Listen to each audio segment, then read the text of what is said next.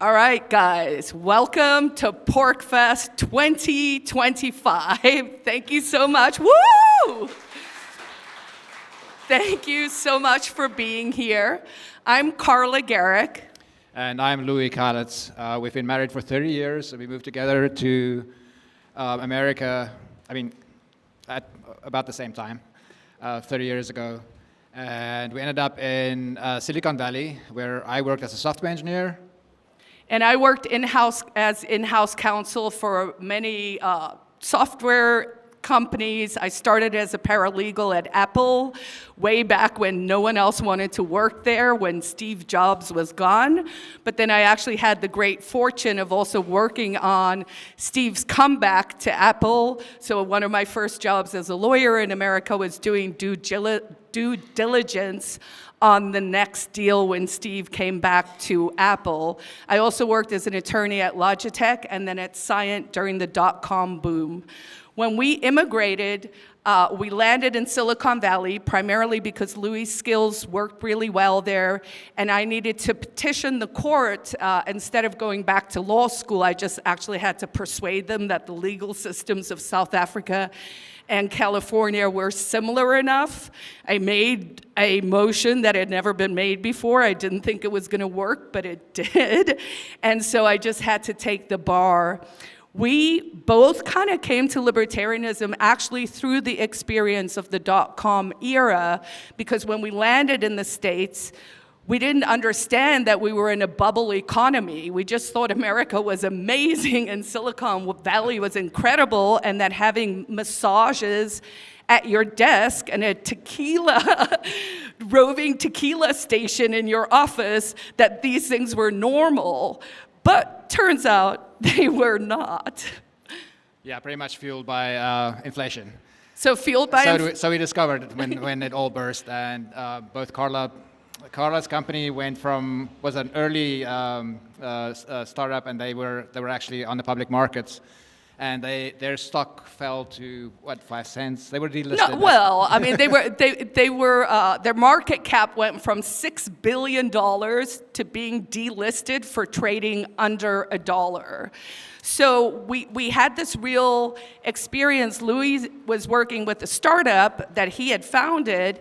They had closed $7 million first round VC funding, and they were working on their second round when the economic collapse happened in 2000, 2001. So we actually put everything we owned in storage. We decided we were gonna backpack around the world. We worked out a budget of $15 a day. We were gonna go for 1 year, and we ended up going for almost 3 years. And it was an incredible experience. And when we came back, we landed in New York City, where we both realized something had changed in America. And that something was 9/11. So we would see, military on the streets of New York City. You would see, indeterminate uniformed people with, German Shepherd dogs. I mean, it was a totally different America that we came back to. And so we started doing more research about, hey, what happened with that dot-com thing, and discovered Austrian economics, and from there actually discovered the Free State Project. So we ended up moving in 2008.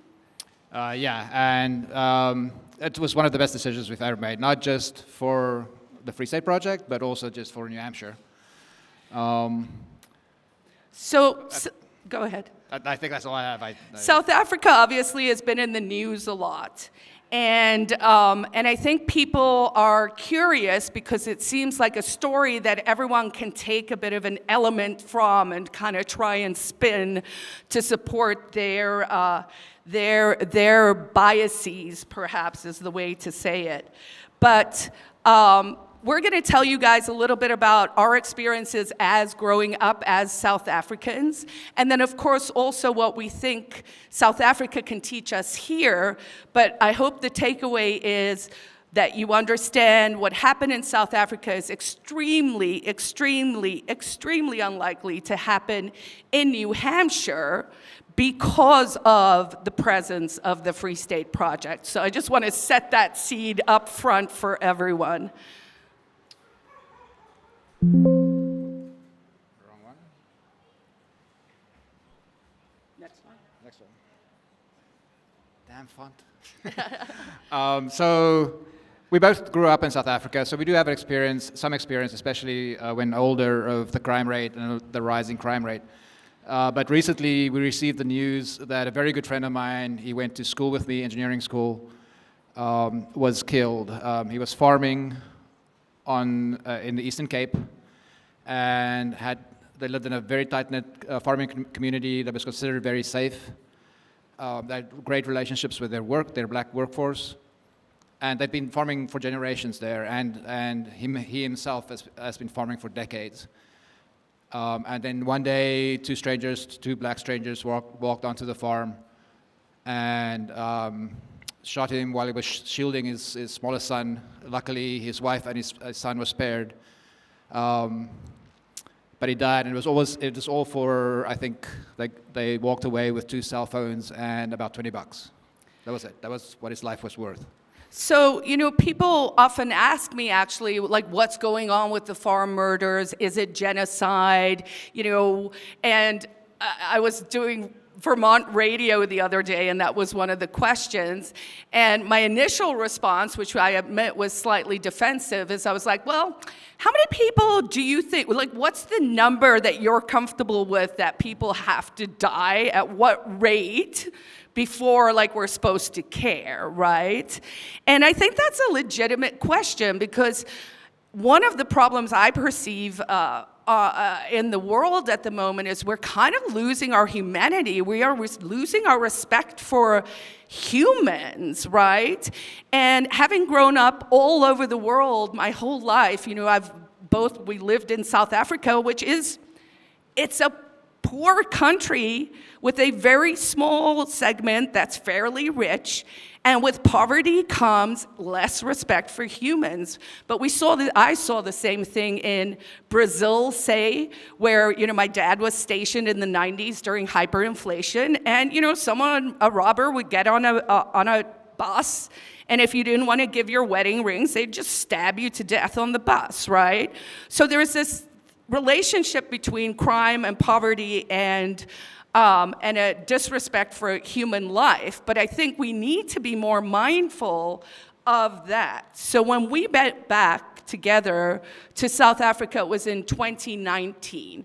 So in 2019 was the year when load shedding, which is the polite term for rolling blackouts, started. And it actually started the second day we arrived in South Africa. Tell them about your sister's property. So my sister and her husband lives in this amazing property, has like 15-foot walls around it with the razor wire on top, but amazing property with like a lush garden.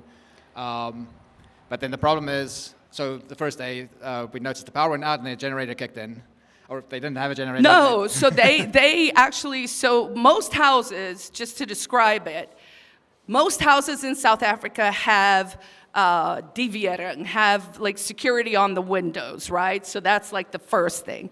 Then everyone will have walls. So one of the weird things in New England is people don't really designate their property, especially in the city. People don't have fences here. And I was like, was it a Robert Frost who said good fences make good neighbors? Well, then South Africa is very neighborly, if we're going to go with that. So you can actually, in the same way that you can see trees tell you the age of, the rings in a tree tell you the age of the tree, so you can actually see the rising crime rate in South Africa. So you see the original maybe 5-6 foot wall, brick wall that was around a property. And then when we went back in 2019, I said to Louis, hey, look at that. And it was like you had the 5-6 foot original brick wall, then you had a foot or two of a different color brick on top. Then you had some little broken bottles on top of that, and then eventually you had some razor wire on top of that, right? So yes, our houses are our castles, but these have become fortresses to push back against that level of crime. And so your sister's property had... Yeah, so essentially everyone's, the fence is electrified at the top. But the problem is if you have load shedding and there's no power, what do you do? So then your fence is basically electric useless fence now. doesn't work, right? It probably was only a matter of time before the criminals figured that out. But just back to my friend for a second. So one thing that is weird about South Africa, and it's possibly the same thing in America, it's something about Western culture and people living in sort of a Western, affluent Western world, is every time I went back there and we visited with him, I talked to him about being armed and training himself and his wife and his children and having arms accessible on the farm. And he was not interested at all. Nothing. He didn't have even have security cameras on his farm. And that's kind of a weird mindset where people believe they live in this Western society and are unwilling to come to grips with the reality of it, is that there are a lot of bad people out there, that crime is high, and that maybe one day they'll come for me. It's just like a refusal to countenance that. So I guess we can jump to the lessons. You wanna go? Self-defense is a natural right. I don't think anyone in this room is going to disagree with that. Some of us might argue about how you define self-defense. Israel. But of course it is. The government cannot protect you, and you have to, as Louis just said, you have to face up to the reality of life as you find it. But I'm also going to caution something. We also here in New Hampshire, where it is incredibly safe, I mean, there are usually in a year, there are literally less than 20 murders in New Hampshire. I mean, that's sort of like the statewide average, right? It is a very safe place. So in the same way that you need to face reality if you're living in South Africa and be like, oh, well, there's a 72% unemployment rate. There is, the electricity doesn't work. The crime is high. You also should face the reverse reality that New Hampshire is not South Africa and that our reality is very fortunate here. New Hampshire has the best quality of living in the United States. It is very safe, and it is a wonderful place to live. So when you're on your social media and something is dialing you up to be like, this is gonna be my reality soon, it is not. So clear your mind, because that is a fear matrix, and that is how they manipulate us. Okay. Oh my God, where am I clicking? Okay. So the smallest minority is you. So apartheid was a grand socialist scheme like any of the grand socialist schemes like communism. Essentially, it was this plan that sprang from this one guy's mind on how to deal with the very real problems with gaps in culture between the Western society and the African society. So you have, essentially people like Americans, like Western Europeans, living together with people that essentially are still stuck to a large extent, still stuck in the Iron Age. And it was conceptualized in order to deal with that separation. And the idea was basically just we protect groups from each other, and that's the way we'll manage this problem. But like all socialist schemes, it was just too simple to deal with reality.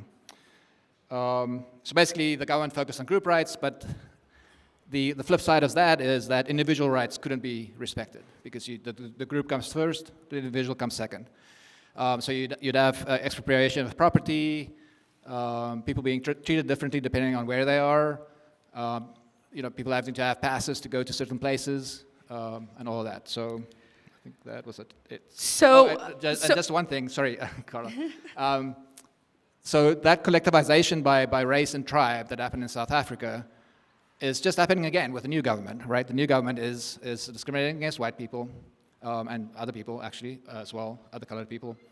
So it's kind of stuck in this, there's been no improvement. We're back where we started. So to sort of add on to the point of apartheid also being a form of socialism, right? Because It's important to note, just if things are going bad right now in South Africa, that doesn't mean what preceded it was good either. You know, you are actually able to go, well, this was a bad form of socialism, and this is a bad form of socialism.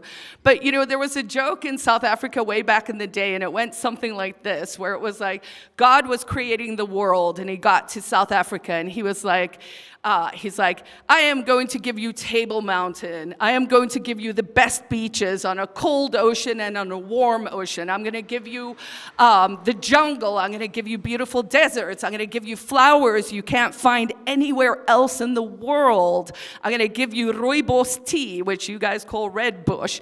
You know, I'm going to give you all this splendor.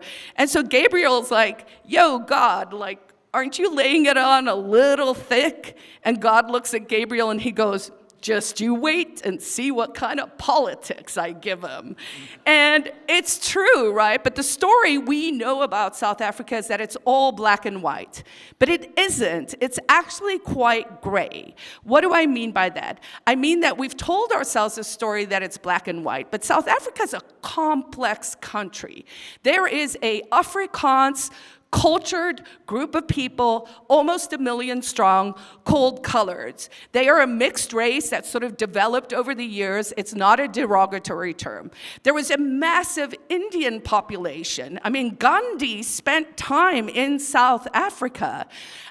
There are 11 official languages, which means there are at least 11 tribes, of which many do not like each other. The Xhosas and the Ndebele's and the Zulus, you know, everyone's got a beef with everyone. Some of those split into smaller political groups. They fight each other. So this sort of narrative that comes out where it's like we want to frame everything black and white isn't true, because it is incredibly nuanced, because it is an incredibly complex country, which of course, you know, was colonized initially by the Boers who came, and that was the Dutch East Indian Company, and you know, the boats were going from Europe to India, and that's how the spice trade started, and everyone should buy tickets for the cook-off and come eat my Malaysian dish that I'm making that is based on that trade. And so we had the farmers. I don't know where we are, to be honest. Mike, we can just go to the lessons. So the lesson. It's to protect individual rights and not, and the rest will take care of itself. You know, a society based on individual rights, which the West used to be, most of the West, is the best we can do. Do you want to take? Okay. I got jumped the gun on the previous one. It's hot up here, guys. We don't have any crosswind like you. So if we look hot and sweaty, that's the reason. So the current problems in South Africa is in large part due to flawed Western institutions like democracy, nation states, socialism, all those things being implemented in a place where they don't really make sense. The cultural fit is not yet there. I mean, even democracy doesn't even work in Western society. Eventually, it collapses. All examples of democracy we have, large-scale democracies we have, turn into tyranny, and eventually collapses. It's not sustainable. And it's because there are flaws built into democracy. Socialism, of course, that's a problem for everyone, even in the West, but it's a Western idea. But really what we wanted, what something like democracy brings to the game is, in a country where there's 10% relatively affluent, not really rich in world terms, but relatively affluent, and 90% are poor, how is democracy going to work? There's just one way it can work, right? It's just one way it can work. So you can't do it there. I think mistakes were made, and I think there were solutions out there, but we'll talk a bit about it later, but where we didn't need to have a unitary state governed by with democracy everywhere. And we'll get to that point later. But I will say, when when South Africa changed hands, right, from the apartheid regime to what at the time we were optimistically calling the Rainbow Nation, and everyone was like super optimistic. We wrote this incredibly liberal constitution. We thought, wow, we figured this out. We, one, didn't have a race war. Two, we didn't have a nuclear war, because people may not know, but South Africa was a nuclear-armed country that got their nuclear weapons via Israel, via America. Interesting factoid. And so we, when Nelson Mandela came out of prison, he had been in prison a long time, the vibe was really like, yes, we're going to make this work, right? We even actually went, and we have our friend Runel here from California by way of South Africa. First PorcFest, yay, thanks. We actually all went to the Union buildings to Nelson Mandela's inauguration, and they were making fun of me because they were like, you want to go to that? And I was like, yes, it's history. Who doesn't want to go to that? And so I think we had to park really far away and walk in, and there were thousands, probably tens of thousands of people. There were maybe 10 to 100 white people. I still remember, and I wish I could find it, CNN came and they were like filming us, and we were dancing, and it was like incredible. And then, things kind of went a little pear-shaped. So the point, and we've all heard this saying before, but it rings true and it's something we have to understand, is ultimately what we discovered in South Africa, and I think to a great extent here in America as it veers more towards socialism, is, democracy is two wolves and a sheep voting on what's for dinner.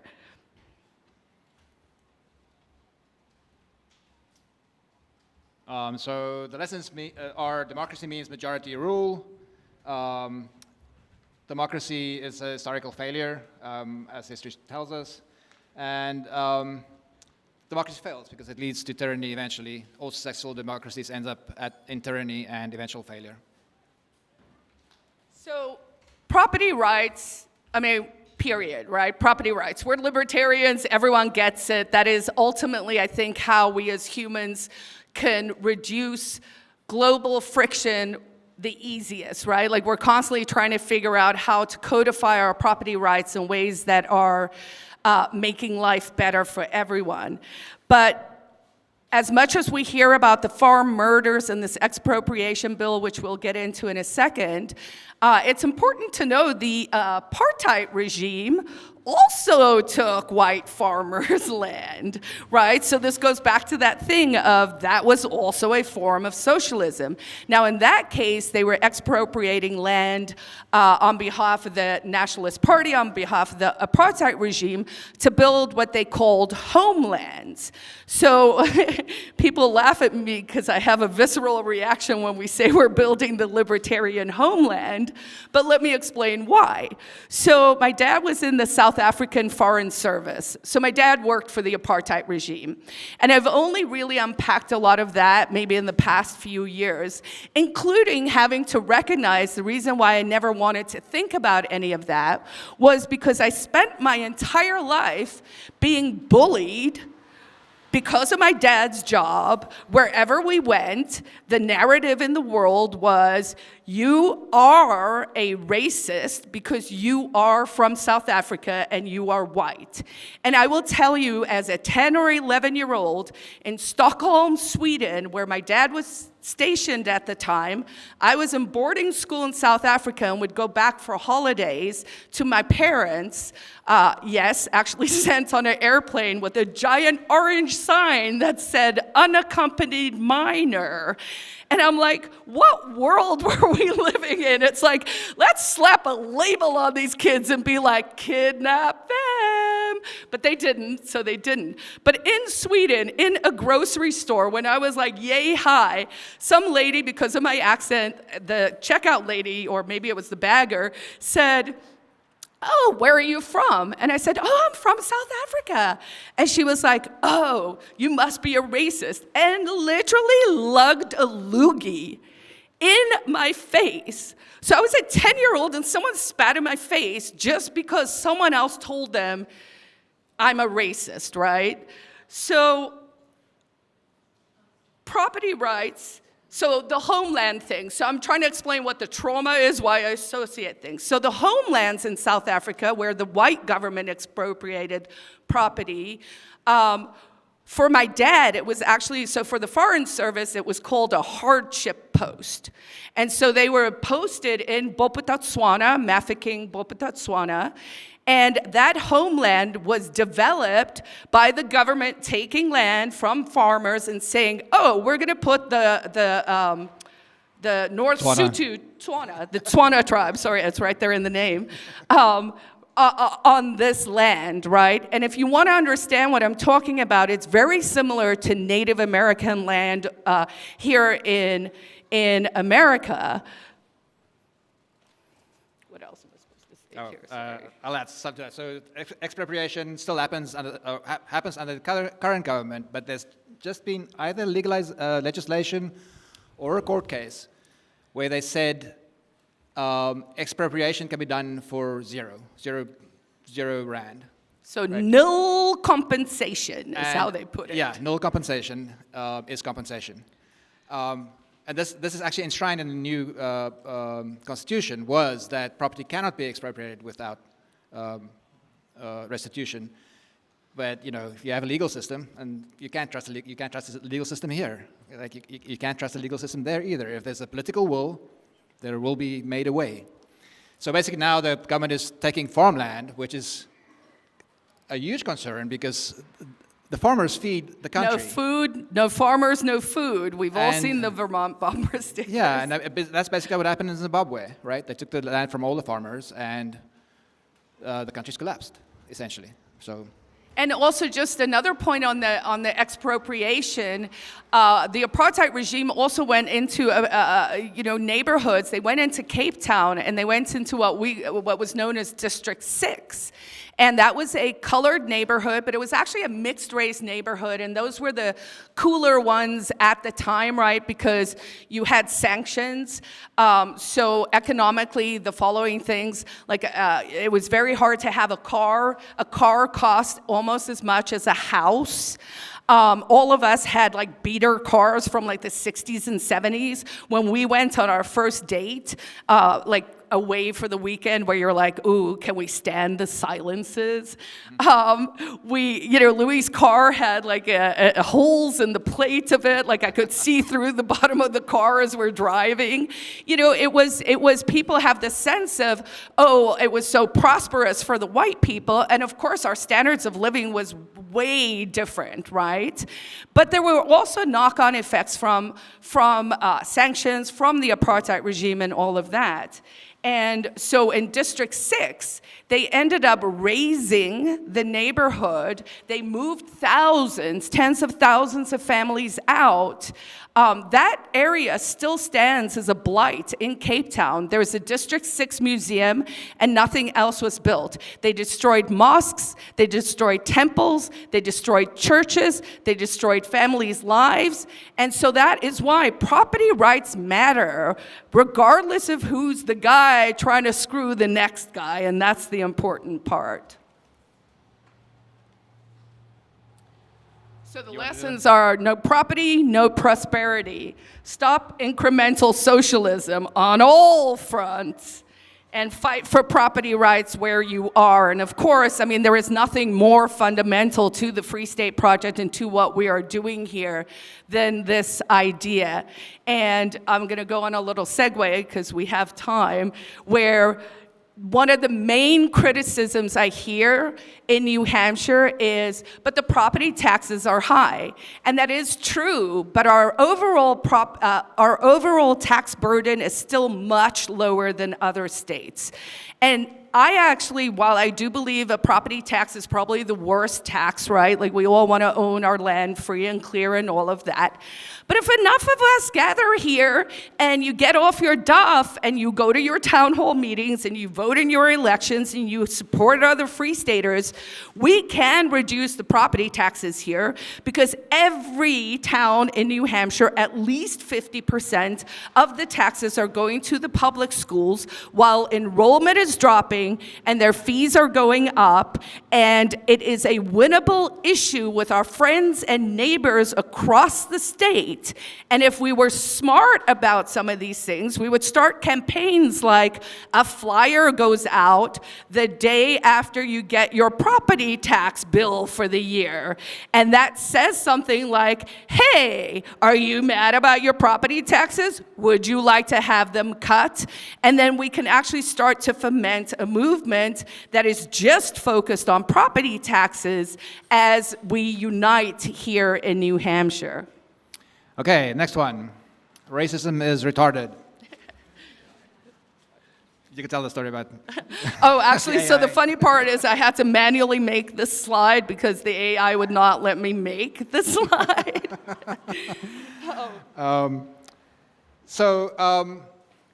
The differences the problem in South Africa and the differences between people are not race. It's a culture gap. But the government used race as a rigid structuring tool, ignoring the cultural gap, which essentially made enemies of potential allies. And some of those enemies were colored people who were basically Afrikaners. They were just brown, same culture.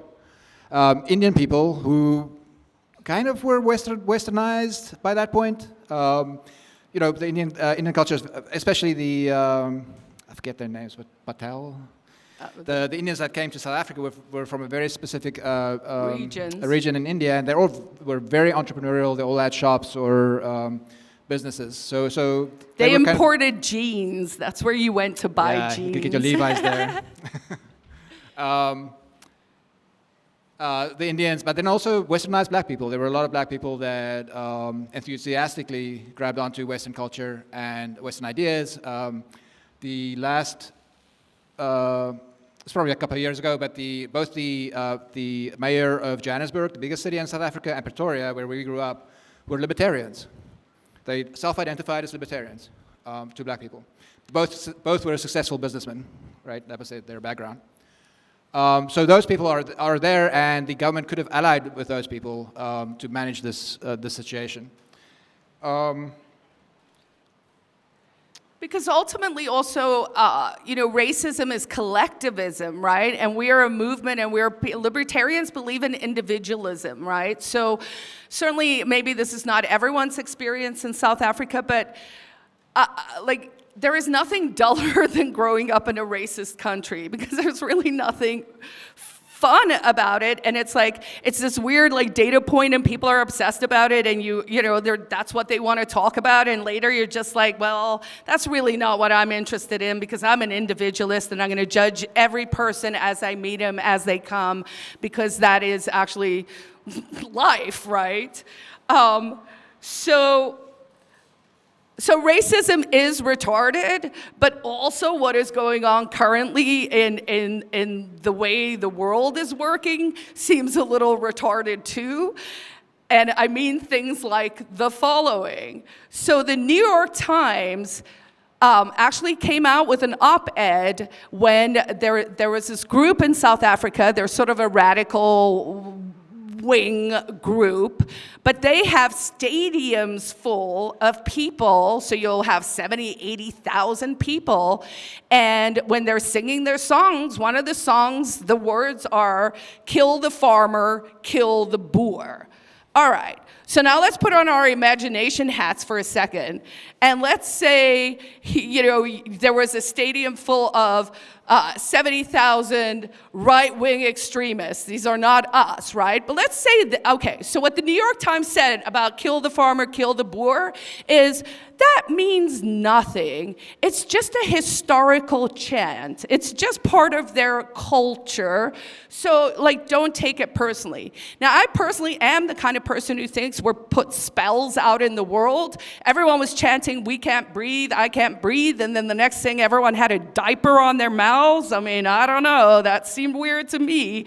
So kill the farmer, kill the boer. So in the imagination thing, let's say you were in Germany and there was a stadium full of people and they were chanting Heil Hitler.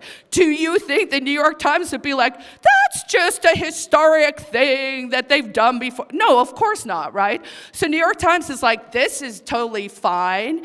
But then on the other side, they look at other issues and they come up with the most ridiculous things. Like there was the AP guide. Oh, the style guide. I forget the details. So the AP guide, I actually saw a meme on the internet, and it was one of those where you go, that can't be real. And I was like, I'm gonna have to look it up. So I look it up, and the AP style guide changed from using capital letters for race, like white, black, Asian, right? The cap in the start of the sentence. So they capitalized black because, according to them, there is a shared black culture. And they chose in their last style guide for the Associated Press to stop capitalizing the word white for race, because they are fearful that it will empower white supremacists with a small w, by the way. And I was like, how can that make sense, right? Like, we should understand when we're looking at race issues, there's like common sense, there's common knowledge, and you're like, well, that seems weird too, right? So I think a lot of these things are happening because they are manipulating us. Because it is very easy to dial people up with identity. I mean, we see a little bit of guy-girl energy, like, you know, it seems like the male-female energy in the cosmos might be a little unbalanced right now. But I think a lot of these race issues are coming up because they are trying to divide and conquer. The more we fight each other, the less time there is to smash the state. So just one last observation, just back to the apartheid government's racism. So what happened was, when the new government came in, the race card was played. So the race card's on the table, right? So all they did was pick up that card and went, well, we're going to do it too. You did it. Why can't we? And now we have quotas. You have to have a certain percentage of number of black people in your employ. Boards of companies have to be a certain percentage of black people. And all of that. So it is currently becoming impossible to run a company of more than 50 employees. That's all you can employ, and you can't go public. All right, lessons. All right. Reverse racism, which is not a real thing, there is only racism, is also bad. No special legal classes for anyone. And remember, behavior is culture. Thank you. It's about behavior, it's not about race, right? We're seeking people who have like-minded energy, right? That's how we want to build.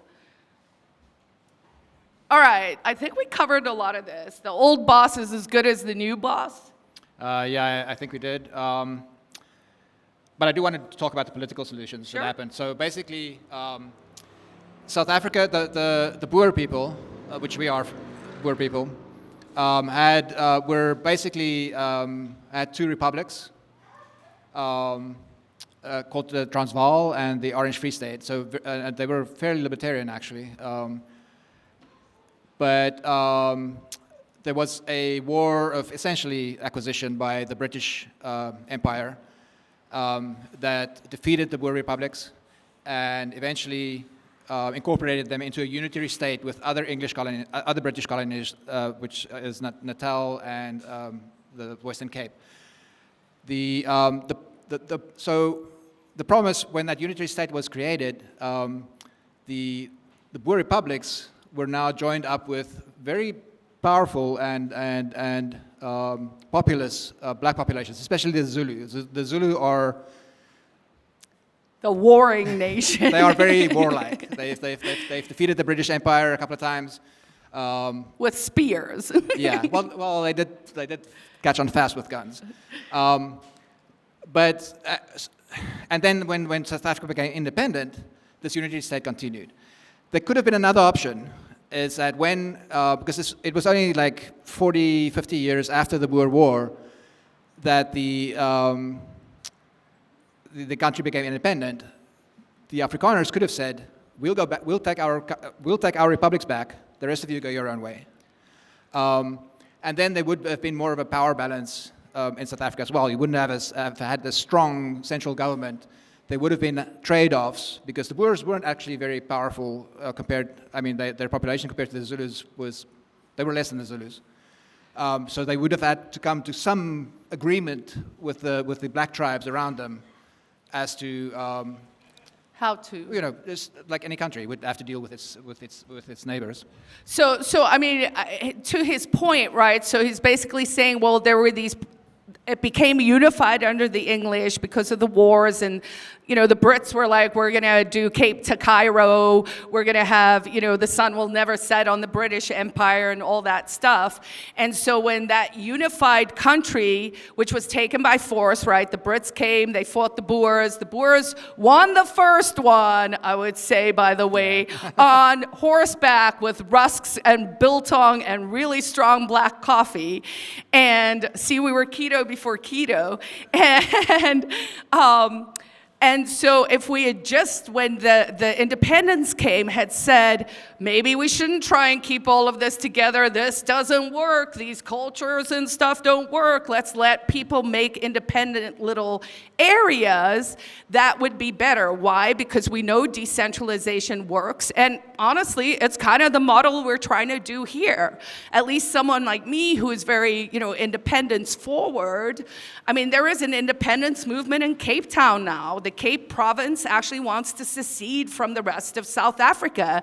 And I'm like, we should be down with that. We should actually support those ideas, because the more we can decentralize, I think the happier the humans in that area would be. And we do have now, there's a community called Urania that they started out as a whites-only community, Afrikaner whites-only community, but they have now accepted that culture is the basis for a peaceful and harmonious society, and they are welcoming black people and colored people that are Afrikaners in culture can now live there as well. So a good example of how decentralization can work. And just another, sorry, I'm stretching this out, but one other, if the Boer republics had gone their own way, it would have left some of the stronger African tribes relatively undisturbed. So the Zulus had a king that is very revered in the Zulu culture. So they would not have had to adopt democracy. They could have kept their king and kept their normal and historical political relationships. And as they matured with their interaction with the Western culture, they could have gradually adopted some of the West's advantages, I guess.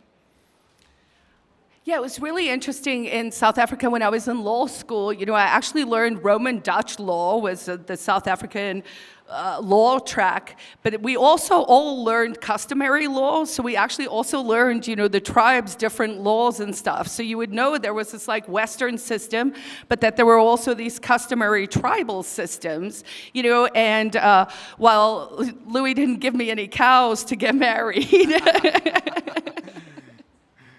Some places I would have had to. Okay, good. So decentralization is rational, not radical. Don't try to control what you can't. And federalization in America was a mistake, my opinion. And free states are the answer. Ha! We know that. All right, so we're going to rush through these last ones because we have about 10 minutes left, and maybe leave a little time for questions. But is there still something you want to say? We can wrap it here. And well, no, I do want to say something okay. here. So No one is coming to save you. If you didn't learn that during COVID, I don't know what to tell you. But I learned it the hard way because I have been robbed a lot. Like, the crime in South Africa now is bad, but even back then, it's funny, when I still go to an ATM to this day, the minute I put in everything, I stand with my hand over the cash thing. Like, Americans don't do this. I've never seen an American do it, because it's like, back home it used to be like, okay, is someone gonna cash and grab, like, are they gonna try and like run between you and the machine and grab the money like the second the money comes out, right? So you have to stand ready with your hand over where the money comes out. I mean, I've had probably 8 to 10 handbags stolen while I was in college. Frequently people's cars would get stolen. Our house, so we used to, because we were poor students at the time, so we actually shared a house with Leonard and Renell, who's here, so that we could have a nicer house, and each couple had a wing. And so for the Free Staters who want to move, who are saying it's too expensive, maybe look for a house that you could comfortably share with another couple. That's what Gen X's had to do when they were young, so maybe adjust and climb up the ladder of life. But when in that house, we went on honeymoon for 10 days, and we were robbed 3 times. And the last time, they stole all of the jewelry from my family that came through the Great Track, including my great-grandfather's pocket watch. The only jewelry, okay, I'm exaggerating, but my favorite earrings, it was the first thing Louis ever bought me. It was like my treasured, this is the first jewelry, broke in half and just left it on the floor. And then someone shat in my kitchen. And I'm like, so the crime, again, is real, right? And you want to guard against these things. But the reality is, you don't call the cops. What are they going to do? Yeah. No one's coming to save you.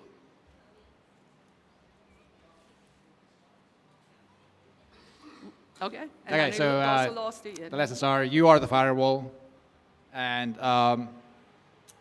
liberty requires responsibility. We should get that all right. Right, just there's one more, because I want to say this. Okay. All right. So we are here in New Hampshire to live free and thrive. And I encourage everyone who is here who has not moved to really seriously consider it. Because here's the reality. I believe a collapse is coming. We can quibble about what it's going to look like. Like, I didn't predict a COVID mania sort of insane play that happened, right? But we know things are happening, and we know that it works what we have built here in New Hampshire. Our lives did not significantly change during COVID. The community kind of went on. We even still had PorcFest. So instead of waiting for some kind of triggering event, I want to invite you to bring the energy of we are builders, and we are coming to build this incredible future together. And we know we can do it because we know we have learned the lessons from other places. We are never going to give up our guns. We are never going to give up our property. And we are here to stay. Thank you.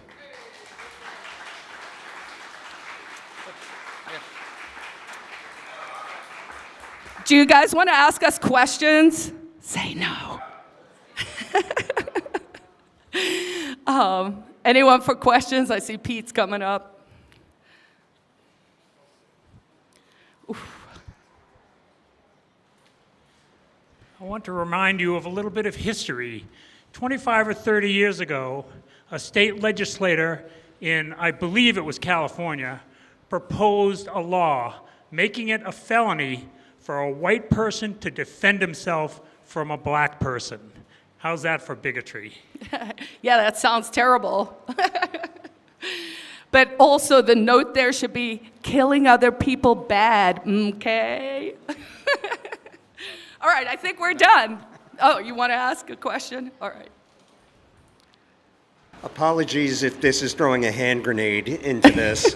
One thing you didn't talk about in terms of lessons we can learn from South Africa is how does unchecked immigration affect? So the question is unchecked immigration, which is a legitimate problem in South Africa. So because South Africa was sort of the tip of the spear, I suppose, but the end point of the continent, and because other parts of Africa, there are thriving parts. Nigeria and the princes there seem to be doing pretty well. But there is this huge influx into South Africa now of other bordering countries because they think they could still get work there. I mean, it really is fascinating, and it's not enough time here to do it, but here's just like a short little thing that I find fascinating is there's a huge Chinese presence in Africa. So the Chinese colonized Africa with capitalism. So, if people are playing 5D chess, I don't think everyone's looking at the board the right way. And so in South Africa, that has over 70% unemployment rate, they are winning all the construction contracts, and the Chinese, and they are bringing in Chinese labor to build. And it's like, look, I don't even think we have any real sense of what's going on. And here's my advice to all of you, because I'm old and gray and I'll get to do that now. Does it really matter in our lives? Maybe for us, because that's where we're from, but does it matter in yours? And should we also spend more of our time focusing on making our own backyards the best we can? And that involves chickens. Go ahead. Should the South African refugees colonize the failed state of Haiti? Should South African refugees colonize the state of Haiti? Was that the question? The failed state of Haiti. The failed state of Haiti. I don't know. I'll answer it this to. way. Some people have asked me, should we be doing an underground railroad to New Hampshire with these P1 visas, right, that Trump gave out? And I was like, oh, that's interesting. And then also being me, I was like, can we replace Russian brides with South African brides? We seem to have a bit of a lady shortage in the movement. So anyone who wants to help me fundraise for that one, come see me afterwards.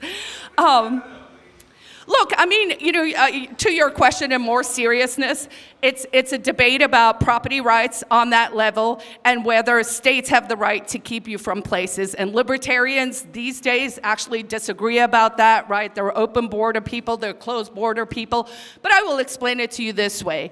We are actually, by definition, either refugees or colonizers in New Hampshire. That is what Free Staters are. We are coming from somewhere else, and we are moving here because we want better lives. So when you're nasty about immigrants, you might want to think about that. And if you're going to be a colonizer, you might want to think about that. And if you have a diplomatic background, maybe you just want to come and create and build and make a beautiful place where our neighbors like us and where we are actually making everyone more prosperous because our ideas do work, they are the best, and we will prevail. Woo.